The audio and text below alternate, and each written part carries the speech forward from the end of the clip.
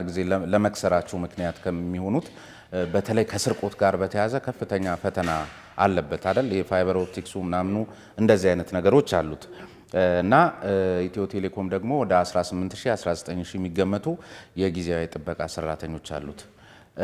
እነዚህ ሰራተኞች ስለ እውነት ለመናገር እዚህ ድረስ መጥተው እኛ ጋር ቅሬታ ሲያቀርቡ የነበሩ አካላት አሉ። በጣም የተማረሩ በተለይ አሽከርካሪዎችና ጥበቃ ሰራተኞችን በተመለከተ ከዚህ ከኤጀንሲ ጋር በተያያዘ አሁን አንድ ሚዲያ ላይ ስመለከት አንቺ እነዚህን አካላት ልክ እንደ ራስሽ ሰራተኞች ወይም እንደ ኢትዮ ቴሌኮም ባልደረባ ነው የምትቆጥሪያቸው። ግን ደሞዝ የሚከፍላቸው አካል ያ ኤጀንሲ ነው። ልክ ከናንተ ጥበቃ ሰራተኞች እኩል ደሞዝ አይከፈላቸውም ወይ ይዘገያል ወይ ምን። በዚያ ላይ ደግሞ ያ የተባለው ጉልበት ብዝበዛው ፐርሰንቱ እንደተጠበቀ ሆኖና በየትኛው ተነሳሽነት የናንተን ኦፕቲክስ ሊጠብቅልሽ ነው?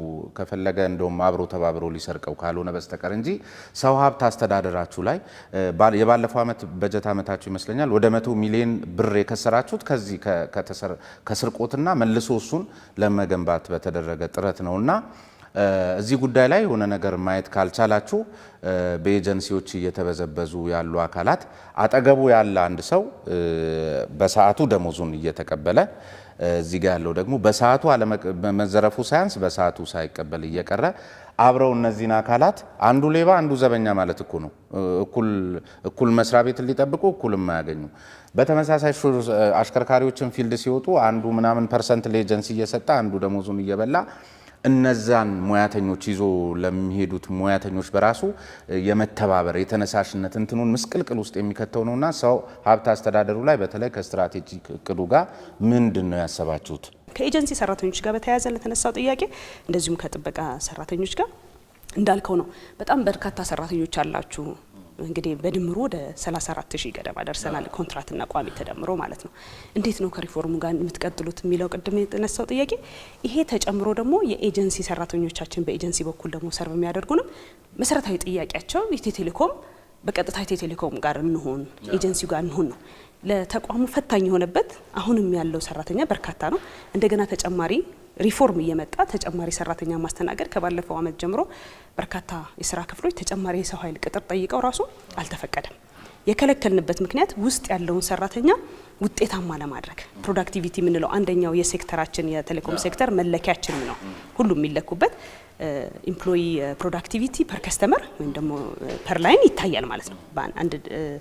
አንድ ደንበኛ ለማገልገል ምን ያህል ሰራተኛ ነው ያለው የሚለው ይሄ በጣም ወሳኝ ነው። ስለዚህ ተጨማሪ ለመሸከም አሁን እንደገና እነሱንም ራሱ ችግር ውስጥ ነው የምንጥላቸው። ሪፎርም እየመጣ በቋሚነት ምልህ ይሄ ሰፖርት ስራ ላይ ብቻ አይደለም ክሪቲካል ስራዎቻችን ላይ ጭምር ቅጥር እንዲቆም ነው ያደረግነው። ያደረግንበት ምክንያት ግን ውስጥ ያሉትንም ሰራተኞቻችንን ለመያዝና እነሱን ውጤታማ አድርገን ማቆየት የምንችልበት ሪፎርም እየመጣ መቼም እውነቱን ግልጹን መናገር አስፈላጊ ስለሆነ ነው አይደለም። ስለዚህ ኤጀንሲዎች ጥያቄ ተገቢ ነው። ከዚህ በፊት አይቼዋለሁ። እኔም የሰው ሀብት የሚያስተዳድረው አካል ማለት ነው። አንድ ያደረግነው ነገር ምንድነው? እኛ እንከፍላለን። እውነቱን ለመናገር ሪዝነብል ክፍያ እንከፍላለን።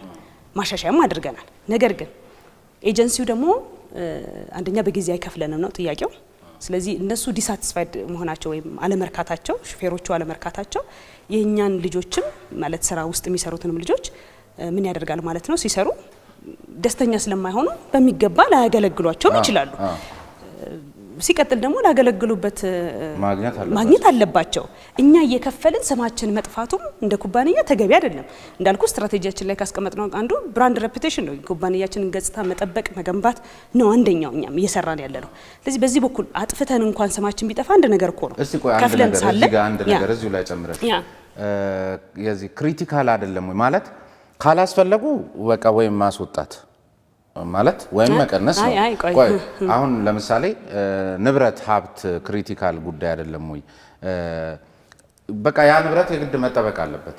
ቆይ ስሜን እዚህ ጋር ላስተካክል። መጠበቅ ካለበት ቀጥታ እናንተ አትቀጥሯቸውም ወይ በደንብ? ምክንያቱም አሁን አንዳንድ ጊዜ ኤጀንሲም አያስፈልግም እያልኩ አይደለም፣ ግን በኤጀንሲ ስትቀጥሩ እዛ ጋር የሰጣችኋቸው ንብረት ወይም በእነሱ ኃላፊነት ስር ያለው ሀብትና ንብረት እነሱን ከቆጣጠራለው ኃላፊነቱን ወስጄ ከፍላለው ከሚለው አካል ጋር አይመጣጠንምና የሚያስፈልጉ ከሆነ በቃ ስለሚያስፈልጉ አንድ ነገር ማድረግ አይሻልም ወይ?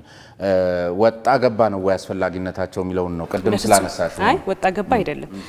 ክሪቲካል ስልህ እኮ ይሄ ክሪቲካል አይደለም ማለት አይደለም።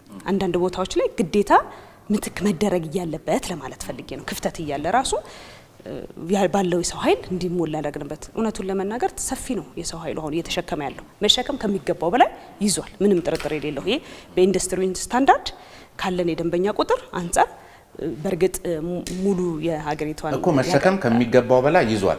አሁን መሸከም የማይገባው ለምን ይይዛል? አንድ አስበን አስጨርሰኛ። አሁን እየጠየከኝ ያለው ጥያቄ ኤጀንሲ ጥያቄው ግልጽ ነው። ቀጥታ የኢትዮ ቴሌኮም ቋሚ ሰራተኛ እንሁን ነው፣ ሌላ አይደለም ጥያቄያቸው።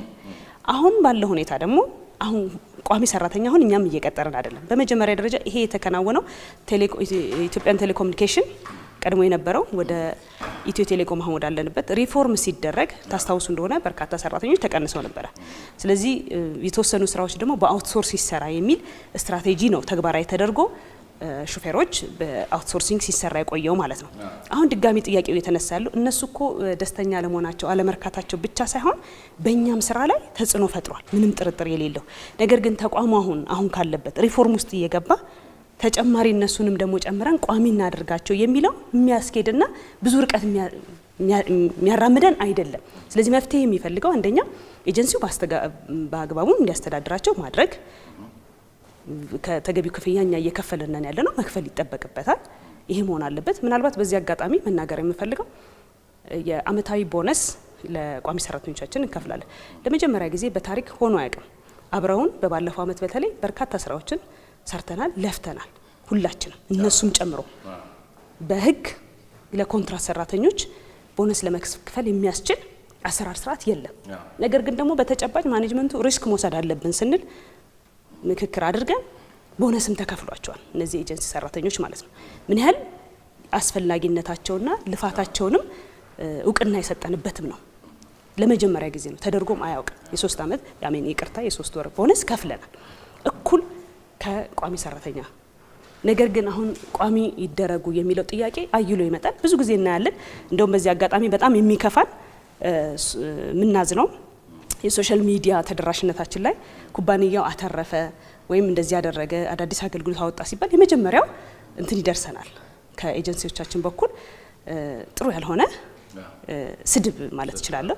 በጣም ከአንድ ዜጋም የማይጠበቅ አብረን እየሰራን ያለን የማይመስል በጣም ደስ የማይል ነገርም ይጻፋል። ከፍርድ ቤቶች ትዕዛዝ ጋር በተያያዘ የሚመጡ እንትኖችን እንዴት ነው የምታስተናግዱት? ለምሳሌ የዚህ የኤምባሲ ማስረጃ ተጠይቆ አንድ ግለሰብ የ2 አመት የድምጽ ሪከርድ አቅርብ ይባላል። አሜሪካ ከምትገኝ ባለቤቱ ጋርና ለኢትዮ ቴሌኮም ይሄ ማዘዣ ከፍርድ ቤት ሲመጣ የ4 ወር ብቻ ነው የሰጡት። የ4 ወር የድምጽ ምልልስና ምን ይጠፋል ወይስ ላለመስጠት ፍላጎቱ ከየት መጣ? በመጀመሪያ የድምጽ ምልልስ አንይዝም።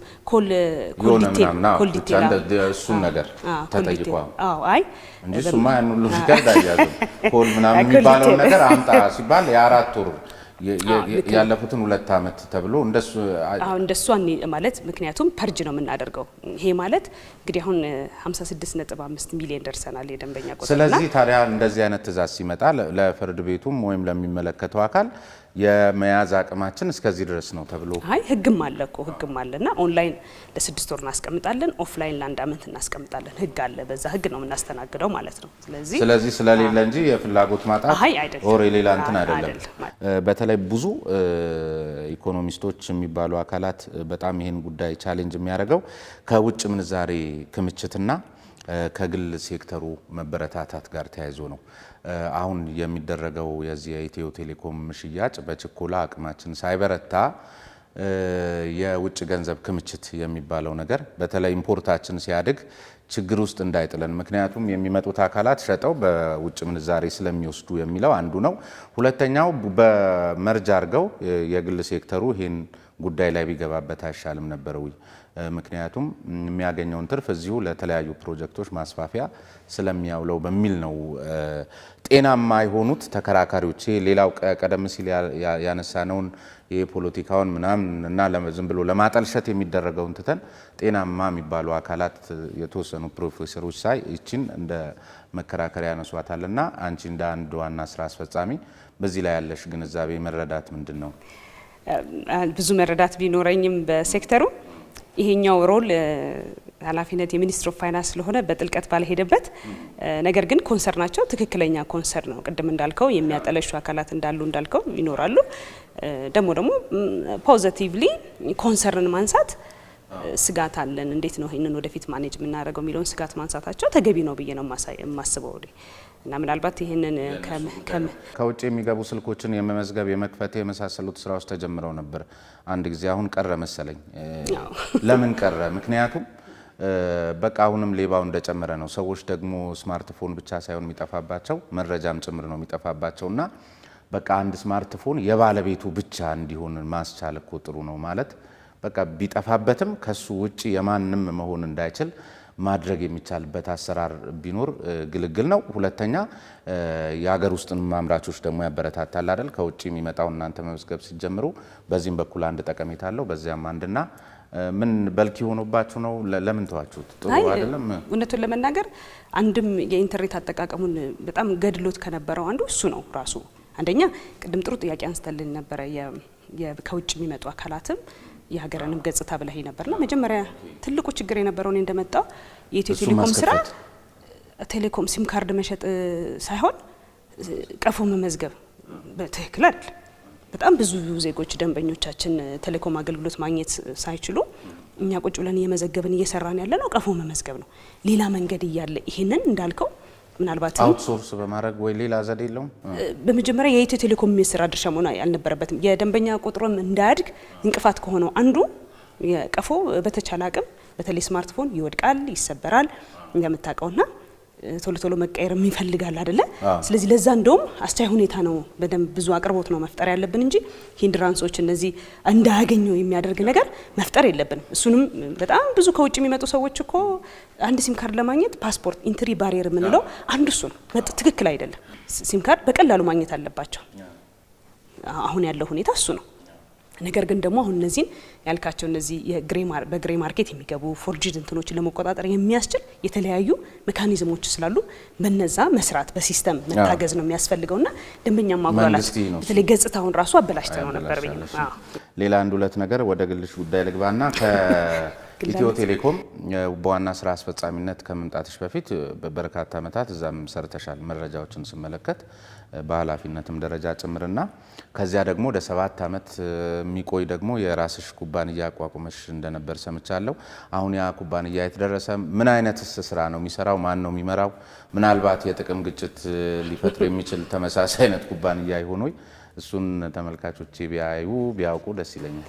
በጣም በሚያሳዝን ሁኔታ በጣም የምወደው ተቋም ራሴ ራእዩን የቀረጽኩት ስያሜውንም ብራንዱንም የሰራሁት ተቋም ቢሆንም ለኢትዮ ቴሌኮም ሲባል ግን ሳክሪፋይ ያደረኩት ወይም እንግዲህ የተኩት ተቋም ነው ማለት ነውና ምናልባት በውስጡ የነበሩ ሌሎች ሰራተኞችም ቴክኦቨር አድርጎ እንዲጠቀሙበት እንዲሰሩበት ብፈልግም ያው እንግዲህ ባለራዩ በሌለበት እንግዲህ አንዳንዴ አስቸጋሪ ይሆናል። መቀጠል አልቻለም ማለት ነው። ምናልባት ስያሜው ብቻ ነው ኦልሞስት አሁን ያለውና የጥቅም ግጭት ላልከው የለውምም እየሰራም አይደለም ማለት ይቻላል።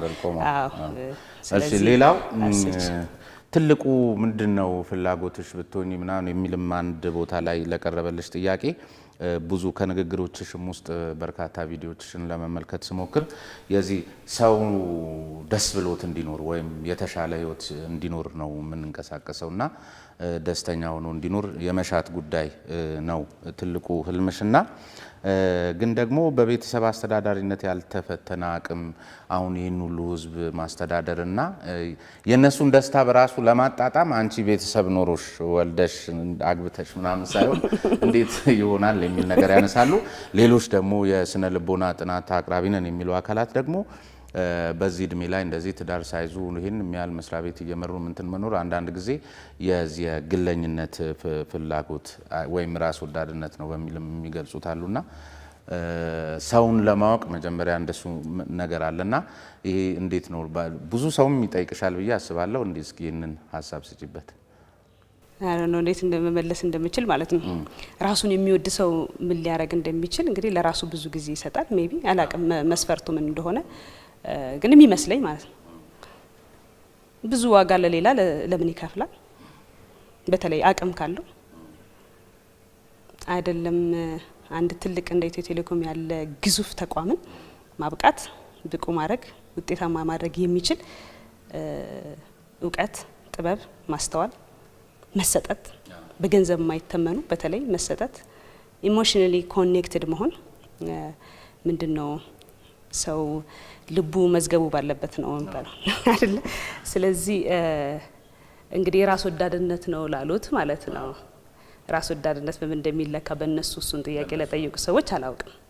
ራሳቸውን የሚወዱ ሰዎች ግን አንደኛው መገለጫቸው አብዝተው ለራሳቸው ጊዜ መስጠት ከማረፍ ጀምሮ ሊሆን ይችላል አይደል? ሌሎችን ማገልገል ግን ስለ ሌሎች ብዙ ዋጋ መክፈል ከእንቅልፋቸውም ሆነ ከእድሜያቸው ከዘመናቸው ራስ ወዳድነት ነው ብሎ ለመውሰድ ያስቸግረኛል። ግን ደግሞ ራስን መውደድ ምንድነው የሚባለው? እንዴት አድርገን ትረዳኛለህ? ባልንጀራህን እንደ ራስህ ውደድ ነው። ዶንት ቢ ኢን ላቭ ዊዝ ዮርሰልፍ ማለት ይሄ ምንድነው? ሰልፊሽ መሆን ትክክል አይደለም። ግን ራስን መውደድ፣ ራስህን ማክበር፣ ራስህን መቀበል ካላወቅኩኝ እኔ ስሜነህን ማከብረውም ላቀ ራስን ካላንቆለጳጰስኩ ማን ያንቆለጳጰሰኛል? እንደሱስ ማለት ፈልጌ አይደለም። ግን ምንድነው ፍቅርን ማክሰብ ሌሎችን እኮ የምትንከባከበው ለራሱ ማይሆን ሰው ለማንም አይሆንም።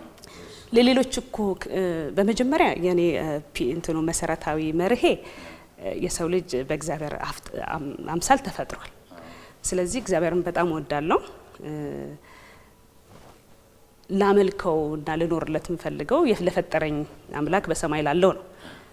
ስለዚህ ደግሞ እሱ ለፈጠራቸው በአምሳሉ ለፈጠራቸው ማገልገል እሱን እንደ ወርሺፕ እንደማድረግ እንደ ማምለክ ነው የምቆጥረው እኔ። እነሱም በአግባቡ የተሰጡኝን ግዴታ ሚሊየን እና ሺህ መሆን አይጠበቅባቸው በእኔ አካባቢ ወይም ደግሞ እኔ ግዴታ እኔ ልወልዳቸውም አይገባም።